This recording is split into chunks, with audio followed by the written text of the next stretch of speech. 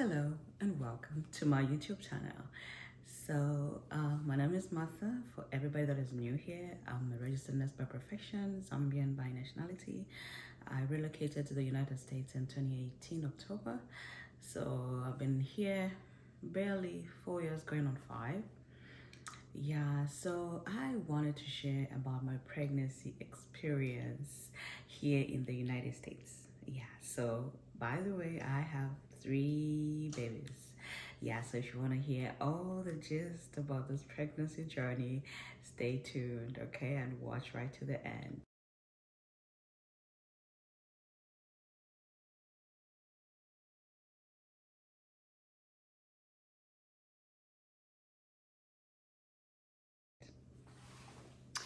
Hi, yeah, so my name is Martha. Once again, welcome to my YouTube channel.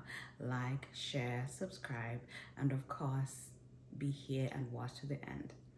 Okay, so I wanted to share about my pregnancy journey and delivering here in the United States compared to delivering back home, back in Zambia. Okay, yeah, so I was minding my own business. I was in South Carolina at the time on an assignment. Yeah, so I'll do 3 days and then come home, 3 days and then come home. So this one day, imagine, I went out to eat with my friend of mine. So I ordered beef. All right, I ordered some beef and some fries. The beef just didn't taste right. I love my beef. I love meat. Yeah. So I'm eating. It just didn't taste right. You know what? But just like, okay, maybe it's the flu. Maybe it's that cough mixture I'm drinking for this cough. You're doubting yourself and then you're again doubting yourself. You're like, nah. Yeah, so just to get you in the mix, by then we had 2 kids, 10 and 7 at the time.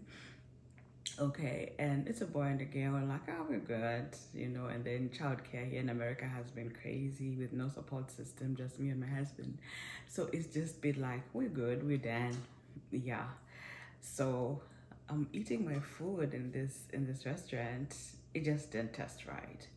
And then the other thing, I don't really like Coke or Pepsi, but I had this craving for Coke and Pepsi. So every time I'll be at work, take a cold Pepsi or whatever, and it just like make me feel a certain type of way. So all these were signs, but I was just in denial, denial. So I kept on pushing it. I was just like, no, it can't. So when I came back home after doing my 3 shifts, I came back home to see my family. There was one strip in the house that I had kept. There was this other time again, I had another scare. So I bought a strip. So here what they do is that, and I think it's just for confirmation purposes, when you buy a pregnancy strip, there's usually maybe 2 or 3 in there. Yeah, but you just need one really. So there were 2 this other time that I took it. So I used one and then I had left one. So it was just lying around in the house somewhere. So when I came back that time, I was just like, let me pee on this thing and just see what's going on, because everything just tasted funny. So that's how I went ahead and peed on it. I checked the expiry date. Everything looked good. It had 2 lines on it. I was just like, maybe it stayed too long. I was still in denial, and I told my husband, I think we need to go to Walmart and get some more pregnancy strips. And he was like, but it's positive. What's going to change? So I went ahead and bought another pack. And this pack had 3 strips, okay? And I peed on all of them. And they all came out positive. One said pregnant, the other one said yes, the other one had just lines. And then now I just got into this panic mode. I was worried about childcare. I was worried about not having enough help, not having enough support, and then I think the main thing also that worried me was, what about healthcare expenses, because I had a friend that had a twin pregnancy that had a crazy bill, but thank God for insurance. Another one had also a crazy bill, but thank God for insurance, of course. So for me, I was more worried about all those things as just health insurance. Thank God for my husband's coverage because it's excellent. He's military, so that's excellent. So even just that, I just had a lot of things going through my mind. I was kind of stressed and worried. There was just a lot going on in here. I was just like, oh my God, what do we do now? But my husband was so unconcerned. He was just like, we're going to be fine. We're going to be okay. Take it easy. You're going to be fine. Yeah, so I, of course, went back, finished my contracts, and then I came home. Yeah, so I didn't want to, because I was driving 4 hours back and forth. So that's why I said, this is a bit too much. Yeah, so I decided to look for like a per diem job just within. Yeah, I would still commute an hour to work, you know. Yeah, so that also was kind of a bit much. Yeah, but I kept on pushing. Of course, I was feeling so terrible. I was not really nauseated, but I had this metallic taste in the mouth that just didn't go away. And then also you know, just feeling fatigued, just tired all the time. And I was doing night shift. All I wanted to do was just sleep, like just to be left alone. I just felt so terrible. Yeah, the first 3 months were really hectic. I was spitting like crazy, and then nothing really worked. You know, people like, try olives, try snacks, dry snacks, try this, try that. I tried everything. The only one thing that eventually helped was gum. When you're just chewing gum continuously, like it would be the only thing that helped actually with the spitting. Yeah. So now I'm pregnant. I have to find a provider, of course. So here, everybody needs to make an appointment. You don't just pop up the way it is back home. Sometimes you can just walk in and, you know, get to see somebody. Here everything is by appointment. Yeah, so I looked around, those that covered my insurance, of course. I looked around and I managed to find a place where I could go and have myself checked. And of course, they said it's a bit too early, but we're gonna see you when you are so many weeks. And I was like, okay, fine. Yeah, so of course, the first visit I went, they did everything, you know, they check your pee to make sure that you're truly pregnant, of course, and then vital signs, of course, and then they just do like a total, you know, physical check, yeah, head to toe, and they do a pap smear here. And I'm ashamed to say this, but that was my first pap smear ever. And I'm glad they did it because, you know, it's just something that I thought about. I wanted to do it, but I just couldn't find the time. Yeah, but I like the fact that they do pap smears here when you're pregnant. Yeah, they do that pap smear and everything else. Of course, they check all your blood work, STIs, HIV, everything. They check everything.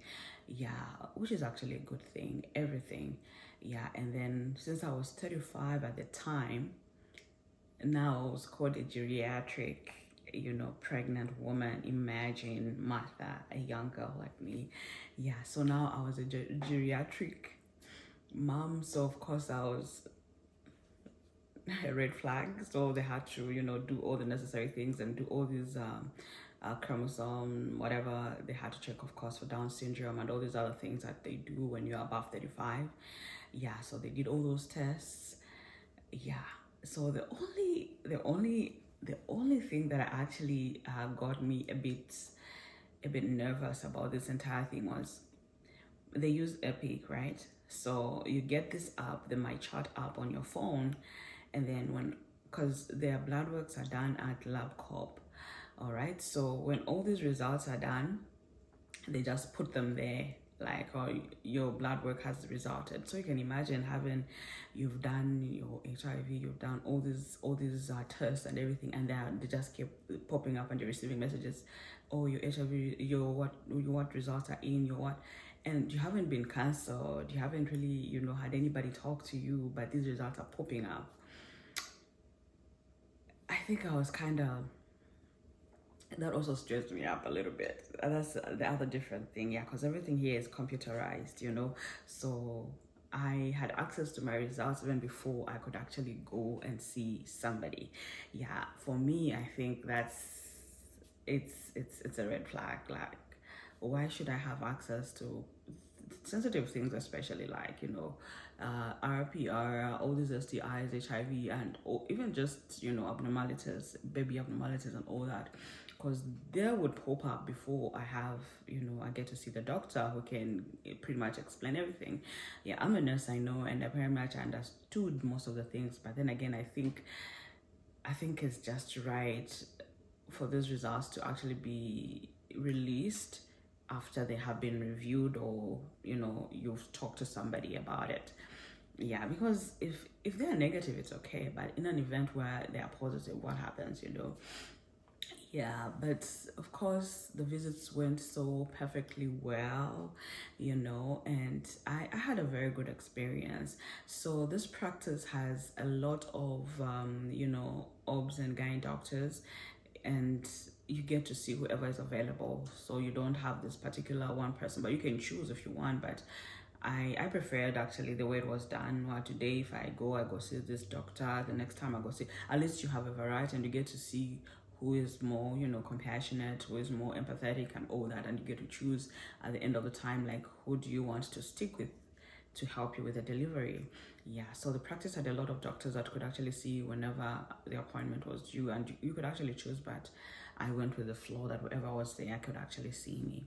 Yeah, so that, and then I also love the fact that you also plan, for your birth, and then you have of course a case manager that is assigned to you. They get to talk to you about everything that is needed, the plan and everything else, to just talk about everything with you. Yeah, and then for me, I have two previous cesarean sections. So for I knew one, I'm 35, and I was over 35, and then I've had two cesarean sections. So the third one, of course, I didn't even want to risk anything. I just said we'll go ahead and do a cesarean birth. So I really didn't have a problem with that. So we knew right from the beginning that we had to plan for a cesarean birth. Yeah. So of course, all that actually just kept me more stressed, because I was actually thinking about the cost now, cesarean section and all that. But of course, all in all, this is a blessing. I'm pregnant. We're bringing in a life and all that. So excited and stressed at the same time. Yeah, so of course we planned for that cesarean birth, and then now time came. Of course, I like the way they do it here. You don't actually choose. Epidural is P1. It's the first one on the line. They have to do the epidural. Yeah, so because back home when I delivered, it was pretty much they were all, of course under anesthesia, but it was all general anesthesia. I didn't have, yeah, I wasn't given really a choice to choose between epidural or general anesthesia. It was just general anesthesia. Yeah, but here you have that. Yeah, they say they don't do general anesthesia unless something really, really happens and they really have to take you down, but they don't have to intubate you or anything. Epidural is good. Yeah, so that's what I did. Yeah, so of course, the entire experience was beautiful. I just thank God that I stayed alive. Yeah, because delivery, whatever is, yeah. So when I was 30 weeks, all right, when I was 30 weeks pregnant, I was doing a per diem job, meaning that I made my own schedule. I could work whenever, and then of course I had control over my time. So when I was about 30 weeks, the drive was just too much. I was so exhausted. My feet were swelling all the time and all that. So I decided to quit. Yeah, so I've actually been home since September. I'm still home now. Thank God, at least my husband has a job, and I also traveled a little bit and saved a little bit of money here and there. So it actually cushioned and helped out a little bit.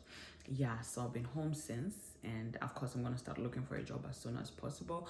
But I just want to put it out there that if you plan to get pregnant, ensure that you sign up for short-term disability. All right, sign up for short-term disability before you get pregnant. Yeah, that is going to help you out.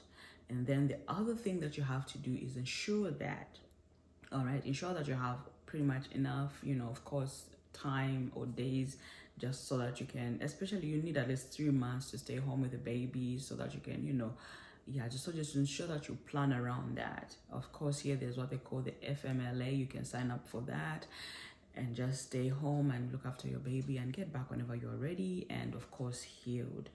Yeah, so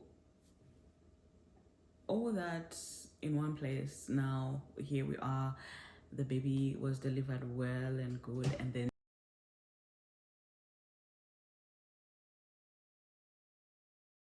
now all these bills started coming at home. Bills for anesthesia were different from actually the actual whatever, and then now bill for the baby, bill for the mother, bill for that.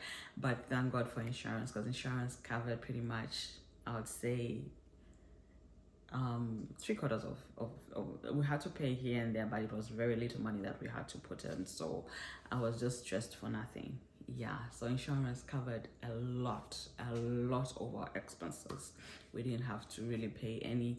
I didn't even have to pay any money out of pocket even the time I was visiting and all that. Yeah, so but the entire experience was so great. Yeah, of course I had my own room, I had my own and of course I was reviewed and seen. Everything was just perfect.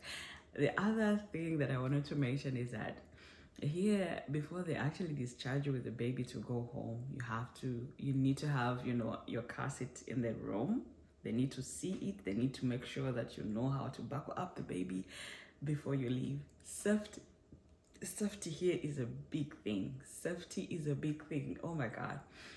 Safety is so before you leave your hospital room, before you're discharged, they need to make sure that you know how to buckle up that baby. They will escort you out to the car, watch you buckle that baby, and then drive off. They won't leave you. Of course, they'll check the expiry date as well. I was just like, wow, this is stuff that doesn't happen at home. They'll probably check if you have transportation to take you home, but that's pretty much about it, because the baby will be like this in your hands when heading home, which is not safe. So that's the other thing here. Safety, baby safety is number one. Yeah, because even all these like baby stuff, all the strollers, all these other things have warning signs on them about safety. Do not do this, suffocation. Do not do this. The baby blankets have warnings. The cribs have warnings everywhere, in red, in whatever. They have warnings everywhere. So I love that about that, because safety here is pretty much considered a big thing, especially for the babies. Yeah, so I just wanted to share my pregnancy experience. Yeah, so looking back now, I'm just like, oh my God, my baby is here. She's beautiful, she's thriving, thank God. She's healthy. I think that's the most important thing above all. Yeah, so I was just like, wow. Yeah, the whole experience was just breathtaking, and I was just like, oh, why was I so stressed? Yeah, of course the cesarean section was so painful. My God, I don't know, pain management here and pain management back home is totally different. I don't remember taking any pain medication when I went home after being discharged back home in Zambia, but here I was so much in pain. I was so much in pain to a point. I don't know, maybe it's because it's a third cesarean section. I've been cut 3 times. I don't know, but the pain this time around was just different. Yeah, it was just different. I was so much, and it took a minute for me to like get back in to normal, because even now there are certain times when you do certain things you just feel a bit of pain there, but overall the whole experience actually went well. But above all else, I just want to say I'm grateful to God that I came out alive and I'm good, I'm well, the baby is fine, and we are thriving. So I just wanted to share my pregnancy experience. I hope you've learned a thing or two. Like I said, if you plan to get pregnant, short-term disability, FMLA, and make sure that you have a bit of days and save up so that you can stay longer at home and make sure that you have time for your baby. Yeah, so thanks for watching. Have a good one. Subscribe.